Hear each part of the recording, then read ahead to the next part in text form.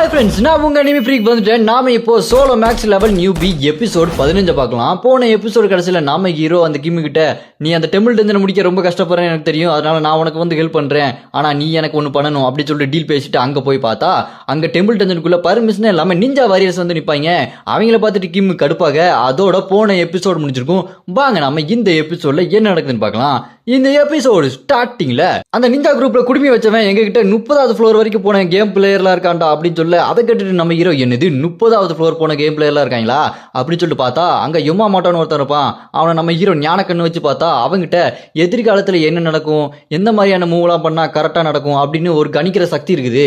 அது கொஞ்சம் கம்மியான சக்தி தான். நம்ம ஹீரோ அதை பார்த்துட்டு ஓ அப்படியா பரவாயில்ல அப்படி பார்த்துட்டு இருக்கும்போது இந்த பக்கம் அந்த குடுமி வச்சவன் பாத்தியா அவன் சொல்ல சொல்ல நாங்க எல்லாமே அதே மாதிரி கேட்டோம், எல்லாமே கரெக்டா நடந்துச்சு, இவன் அந்த அளவுக்கு பவர்ஃபுல் தெரியுமா அப்படின்னு சொல்லிட்டு குடுமி வச்சவன் சொல்லிட்டு இருக்க. இந்த பக்கம் கிம் இருக்காம பாருங்க, அவன் அங்க வந்துட்டு டேய் யாரா நீங்க, இது என்னோட டஞ்சனு, என்ன மீறி யாரும் உள்ள போக கூடாது, போகடா வெளியே ஐயோக்கே ராஸ்கல்களா அப்படின்னு சொல்லிட்டு அவன் மிரட்டிட்டு இருக்க. நம்ம ஹீரோ உள்ள வந்துட்டு இரு கிம்மு கோவப்படாத, நீங்களும் எங்க கூடயே வாங்க போய் சண்டை போடலாம் அப்படி சொல்லி நம்ம ஹீரோ அந்த நிஞ்சா குரூப்பி கூப்பிட்டுருவான். அதை கேட்டு கிம்மு கடுப்பாய் ஏன்டா அப்படி பண்றேன்னு கேட்க, அதுக்கு நம்ம ஹீரோ டே அவங்க ஓவரா சீனை போடுறாங்க, அவங்களுக்கு ஒரு நல்ல பாடத்தை கற்றுக் கொடுக்கலாம் அப்படின்னு சொல்லிட்டு நம்ம ஹீரோ வில்லத்தனமா பேசுறாரு. அதை கேட்டு கிம்முக்கு ஒண்ணுமே புரியாது இவன் என்ன பண்ண போறானோ அப்படின்ட்டு. அப்புறம் அவங்க எல்லாருமே டெம்பிளுக்குள்ள போறாங்க. அங்க நிறைய பேர் சிலையா மாதிரி இருக்காங்க. அதுக்கு காரணம் மெடுசா தாங்க. அந்த மெடுசாங்கிறது தலையில பாம்பு மாதிரி முடி இருக்கும் பாத்தீங்களா, அதை பார்த்தோன்னே எல்லாருமே சிலையாருவாங்கல்ல, அதுதான் காரணம். அப்புறம் அந்த குடுமி வச்சவன் என்கிட்ட ஒரு பொருள் இருக்கு இதை வச்சு சரி பண்ணலாம்னு சொல்லிட்டு அதை எடுத்துட்டு இருப்பான். அப்புறம் நம்ம ஹீரோக்கு திடீர்னு ஒரு ரிவார்டு கிடைக்கும். அந்த ரிவார்டு 3 ஒரு சுத்தியில் இருக்கிற மாதிரி இருக்கும். அது என்னன்னா நம்ம ஹீரோ அந்த கோயில்ல ரொம்ப பழமையான ஒரு மொழி இருக்கும். அந்த மொழி எங்க இருக்குன்னு கண்டுபிடிச்சா நம்ம ஹீரோக்கு எண்ணில் அடங்காத ஒரு பவர் கிடைக்கும்.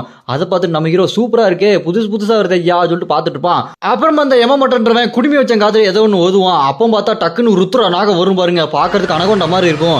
அது வந்தோடனே அவங்க சும்மா ஃபயர்லாம் விட்டு பயங்கரமா சண்டை போட்டுட்டு இருப்பாங்க. அந்த குடுமி வச்சவன் சீல்டை வச்சுட்டு பறந்து போய் அதை அடிப்பான் பாருங்க. அடிச்சு அடியில சும்மா அவ்வளவுதான் பறந்து போய் விழுவும். அதோட கதையை அவங்க எல்லாருமே ஒன்னா சேர்ந்து முடிச்சிருவாங்க. அதை பார்த்துட்டு அந்த கிம்மு கூட இந்த அண்டர்ஸ்லாம் இருக்காங்க பாருங்க, அவங்க என்னடா இந்த நிஞ்சாக்காரங்களே இப்படி சண்டை போட்டு முடிச்சிடறாங்க, நம்ம வேடிக்கை தான் பார்க்கணுமா அப்படி சொல்லிட்டு பார்த்துட்டு இருக்கேன். இந்த பக்கம் நம்ம ஹீரோ அதை பார்த்துட்டு இவனுங்க என்னதான் இந்த மாதிரி சண்டை போட்டாலும் என்கிட்ட இருக்க அந்த வேம்பயர் பொண்ணு சக்திக்கு இவனுங்க கொஞ்சம் கூட ஈடாக மாட்டானுங்க, அவளவுக்கு இவனுங்களாம் தூசி தான் அப்படின்னு சொல்லி நம்ம ஹீரோ யோசிச்சுட்டு இருக்க. பார்த்தா அந்த பக்கம் அந்த வேம்பயர் பொண்ணு கூட அந்த அனுஷ்கா பொண்ணுக்கு ஏதோ ட்ரைனிங் பண்ணிட்டு இருக்கா. அப்போ அவ சொல்லுவா பாருங்க அந்த வேம்பயர் பொண்ணு, இதுவே என் கட்டளையே சாசனம் அப்படின்னு சொல்லிட்டு சொல்லி கொடுத்துருப்பா, இந்த மாதிரி தான் பேசணும் அப்படின்னு சொல்ல. அதை கேட்டு இந்த அனுஷ்கா நீ சூப்பரா பண்றப்பா அப்படின்னு சொல்ல. அதை கேட்டு வேம்பயர் பொண்ணு இவ பாகுபலி படம் பார்க்கல போல அப்படின்னு சொல்லிட்டு இருப்பா. அப்படியே கட்டுனா இந்த பக்கம் அந்த நிஞ்சா வாரியர் குரூப் தான் முன்னாடி போயிட்டு இருக்காங்க. முன்னாடி போனா அங்க 2 பாதை வருது. 2 பாதையில எங்கடா போறது அப்படின்னு சொல்லிட்டு அந்த குடுமி போட்டவன் எமமோட்டை கேட்க, அந்த எமமோட்டை முடிச்சிட்டு இருப்பான். டேய் நானே பவர் இருக்குன்னு போய் சொல்லி சுத்திட்டு இருக்கேன், ஏன்டா கேட்கறீங்கன்னு சொல்லிட்டு பார்த்துட்டு இருக்கேன்.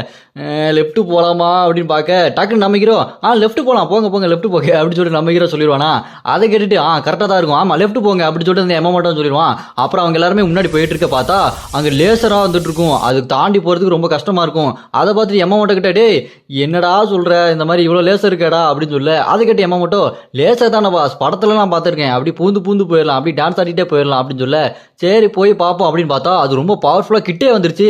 அவனுங்க அப்படியே சீடெல்லாம் வச்சு தடுத்துட்டு இருக்க. அந்த சீடு எல்லாத்தையுமே உடச்சிட்டு அதுக்குள்ள இருக்கவங்க நிறைய பேர் அது போட்டு தெளியுது. அதை பார்த்துட்டு கதறிட்டு இருப்பானுங்க. இந்த பக்கம் நம்ம ஹீரோ கிட்ட அந்த லேசர் வர, அந்த லேசர் அப்படியே வந்துட்டு இருக்க. நம்ம ஹீரோ என்ன பண்ணுவான், இதுக்கு முன்னாடி உள்ள வரதுக்கு முன்னாடி அந்த வெள்ள முடியாக்கா ஒரு பவர் கொடுத்தாங்க பாத்தீங்களா, டொமைன் யூஸ் பண்றது, அந்த பவர் யூஸ் பண்ணி மேஜிக் லெட்டர் எல்லாத்தையுமே உருவாக்கி பெரிய சீல்டு மாதிரி ஆக்கி விட்டுருவான். அது ஆனதுக்கு அப்புறம் அந்த லேசர் உள்ளே வர முடியாது. நம்ம ஹீரோட டீமுக்காரங்க எல்லாருமே அப்படியே சேஃப் ஆயிருவாங்க. அப்ப நம்ம ஹீரோ அந்த சீல்டை விட்டு வெளியே வர நம்ம ஹீரோக்கு ஒரு புது டாஸ்க் கிடைக்கும். அது என்ன டாஸ்க்னா, அந்த லேசர்லாம் இருக்கு பாத்தீங்களா, இது 50 தடவை டாஜ் பண்ணிட்டான் அப்படின்னா அந்த லேசரும் போயிரும், அப்புறமா புதுசா ஒரு பவரும் கிடைக்கும்னு சொல்ல. நம்ம ஹீரோ அதை சும்மா அப்படி பறந்து ஈஸியா டான்ஸ் ஆடிட்டே பண்ணிட்டு இருப்பானா. அதை பார்த்துட்டு அந்த கில்டு அந்த அண்டர்ஸ் எல்லாம் இருக்காங்க பாத்தீங்களா, மிரண்டு போயிருவாங்க. அவன் அப்படியே கிம்மு கிட்ட போய் பாஸ் யாரு பாஸ் இவன், ஆமா நம்ம எடுக்கிற எல்லா பொருளையும் இவன்ட்ட கொடுக்குறேன்னு சொல்றீங்களே, அப்ப நம்ம என்ன வெறுங்கை நக்கிறதா அப்படின்னு கேட்க. அது கேட்ட அந்த கிம்மு டேய் பேசாமறா, நானே என்ன பண்றது தெரியாம முடிச்சிட்டு இருக்கேன் அப்படின்னு சொல்லிட்டு இருக்கும்போது நம்ம ஹீரோ எல்லாத்தையுமே டாஜ் பண்ணி முடிச்சோன்னா நம்ம ஹீரோக்கு ஒரு சிவப்பு ஸ்டோன் கிடைக்குது. அது நெருப்பு புயல்ன்ற பவரு. நம்ம ஹீரோ அதை பார்த்துட்டு நல்லா இருக்கே அப்படின்னு சொல்லிட்டு பார்த்துட்டு இருக்கும்போது இந்த பக்கம் அந்த நிஞ்சா வாரியர் குரூப் இருக்காங்க பாத்தீங்களா, அதுல அங்க இருக்கவங்களுக்கு கையை காலெல்லாம் போக கத்திக்கிட்டு இருப்பாங்க. அங்க நிறைய பேர் செத்துருவாங்களா, பாதிக்கு பாதி செத்துருவானுங்க. நம்ம ஹீரோ அவங்க கிட்ட போயிட்டு அச்சச்சோ நிறைய பேர் செத்துட்டாங்களா, நான் என்னப்பா பண்றது, என்னோட அந்த சீல்டுக்குள்ள கொஞ்சம் பேர் தான் இருக்க முடியும் அப்படின்னு சொல்ல. அதை கேட்ட அந்த குடியும் போட்டவன் டேய் நீ இப்படி பண்ணிட்டியா, உனக்கு இது முன்னாடியே தெரியும் தானே, உன்னை நான் விட மாட்டேன்டா அப்படின்னு சொல்லிட்டு அவன் மிரட்ட நம்ம ஹீரோவோ டே நானா உன்னை உள்ள கூப்பிட்டேன் நீ தான் உள்ள வரேன்னு வா இப்போ என்ன ஆகுது பாரு அப்படி சொல்லிட்டு பேசிட்டு இருக்கும்போது டே அப்படி சொல்லிட்டு கோவப்பட்டு இருக்கும்போது பார்த்தா அங்க நெருப்பு வச்ச பாம்பு பயங்கரமா வரும் பாருங்க.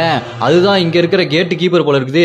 அது வந்து அட்டாக் பண்றதுக்கு ரெடியா இருக்கும்போது நம்ம ஹீரோ அந்த குடுமி போட்டவங்க கிட்ட டே முதல்ல இது கூட சண்டை போட்டு உயிரோட இருக்க வழியா பாரு அப்புறம் பேசிக்கலாம் அப்படி சொல்லிட்டு கெத்தா சொல்ல அந்த பெரிய ருத்ர நாகத்தை பார்த்துட்டு எல்லாரும் மிரண்டு போயிருக்க நம்ம ஹீரோ அந்த குடுமி போட்டவங்கிட்ட டே உனக்கு பயமா இருந்தா அந்த சீல்டு என்கிட்ட கூட நான் சண்டை போடுறேன் அப்படின்னு சொல்ல அதை கேட்டு அவன் கத்துவான் டே இது எவ்வளவு பவர்ஃபுல்லான சீல்டு தெரியுமா உன்கிட்ட கொடுக்க சொல்ற போட அங்கிட்டு அப்படின்னு சொல்ல அதை கேட்டு நம்ம ஹீரோ ஓ அப்படியா அப்படின்னா சரி நீ செத்தா அந்த சீல்டு எனக்கு தான் சரியா அப்படின்னு சொல்ல டே போடாங்கிட்டு சொல்லிட்டு அந்த குடுமி போட்டவன் சண்டைக்கு ரெடியா அந்த பக்கம் போக அந்த பாம்பு வாயை பொழந்துட்டு நெருப்பு விடு பாருங்க.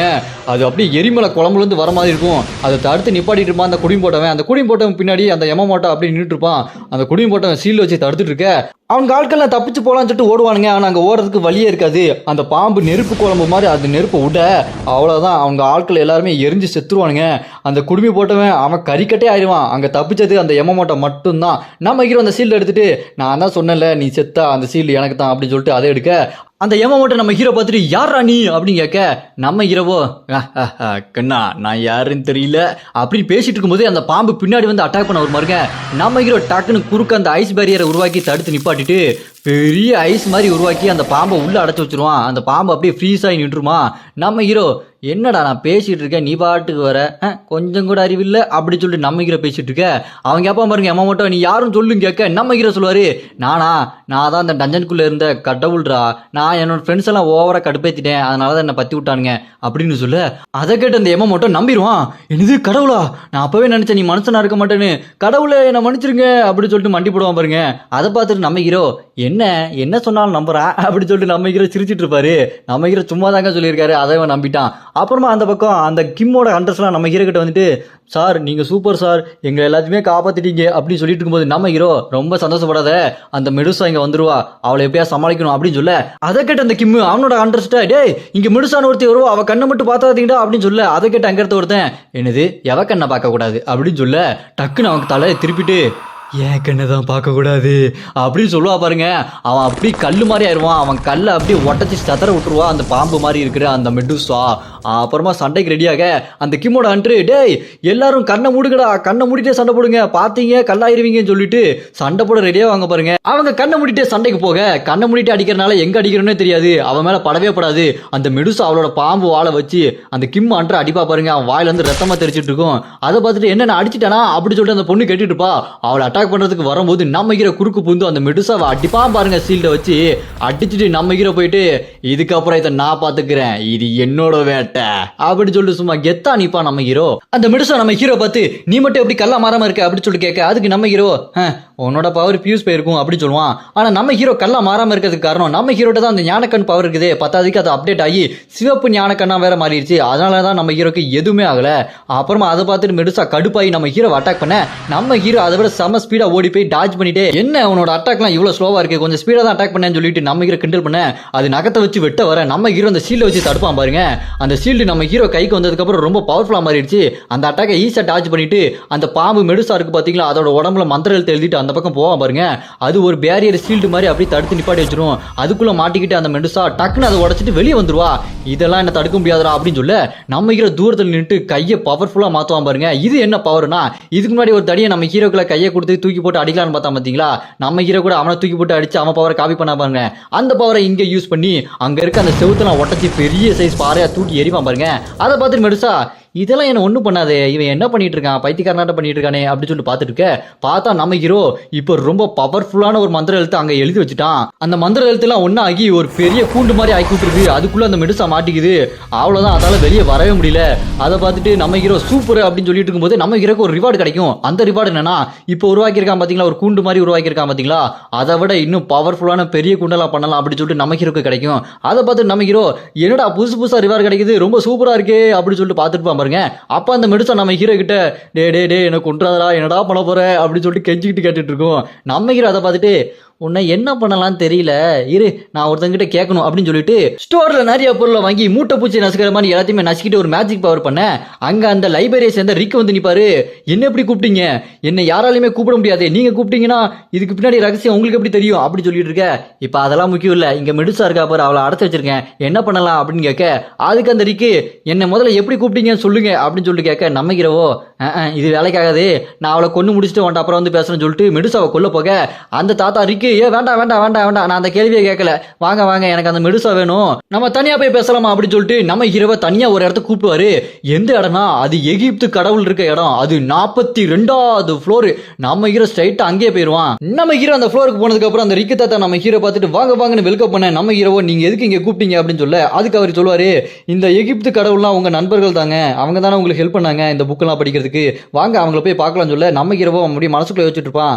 நான் போய் சொன்னதை கண்டுபிடிச்சிட்டாரு போல இருக்குது அப்படின்னு சொல்லிட்டு நம்ம ஹீரோ பின்னாடியே போனா அங்க சிலை இருந்த இடத்துல தரையெல்லாம் பேந்து ஒரு மாதிரி இருக்குமா. நம்ம ஹீரோ கிட்ட அந்த ரிக்கு தாத்தா இங்க என்ன இருக்கும் தெரியுமா அப்படின்னு சொல்ல நம்ம ஹீரோவோ ஆமா இங்க ஒரு பெரிய சிலை இருக்குமே அப்படின்னு சொல்ல அதை கேட்ட அந்த ரிக்கு தாத்தா ஆமாமா நீங்க அதை கரெக்டா தான் சொன்னீங்க, நீங்க அந்த அனுபிஸ்ன்ற கடவுளை ரொம்ப கடுப்பேத்திட்டீங்கல்ல, அந்த கடுப்புல அந்த அனுபிஸ்ன்ற கடவுள் இந்த சிலையை உடச்சிட்டாப்ல அப்படின்னு சொல்ல ஓ அப்படியா சரி சரின்னு சொல்லும் போது அங்க அந்த அனுபிஸ் கடவுளை வந்துருவான். டே நீ எதுக்கு இங்க வந்து அப்படின்னு சொல்லிட்டு நம்ம ஹீரோவை பார்த்து சண்டை போட வர நம்ம ஹீரோவும் நான் ஒன்னும் ஒன்ன பார்க்க வரல அப்படின்னு சொல்ல டக்குன்னு பார்த்தா பக்கத்துல இருக்க இன்னொரு கடவுள் கேட்க சிரிச்சிட்டு இருப்பாரு பாருங்க, என்னடா இப்படி கலாய்க்கிறாங்க அப்படின்னு சொல்ல அந்த அனுபிஸ் கடவுள் நம்ம ஹீரோ அப்படி கொல்லலாம்னு சொல்லிட்டு அடிக்க வர டக்குன்னு ரிக்கு தாத்தா அதை அப்படி தடுத்துருவாரு. இங்க பாருங்க இந்த டஞ்சன் கேட்டோட ரூல்ஸ் உங்களுக்கு தெரியாதா, நீங்க என்னோட விருந்தாளி மேல எல்லாம் கை வைக்க முடியாது அப்படின்னு சொல்ல அதை கேட்ட அந்த அனுபிஸ் கடவுள் ஓ அப்படியா நான் வேற வழியில வரேன் அப்படின்னு சொல்லிட்டு 6வது ஃப்ளோர் அளவுக்கு பவர்ஃபுல்லா இருக்க ஒரு பீயிங்க கூப்பிட்டு இவங்க கூட நீ சண்டை போடு, ஏன்னா மனுஷங்க 6வது ஃப்ளோர் வரைக்கும் தானே வந்திருக்காங்க, இது நியாயமா இருக்கும் அப்படின்னு சொல்லிட்டு இவங்கிட்ட நீ 10 செகண்ட் தாக்கு பிடிச்சனா எங்க கஜானால இருக்கிற எந்த பொருள் வேணா நீ எடுத்துக்கலாம் அப்படின்னு சொல்ல ஓ அப்படியான்னு சொல்லிட்டு நம்ம ஹீரோவும் ஸ்டோர்ல இருந்து ஒரு பொருள் வாங்குவாங்க பாருங்க.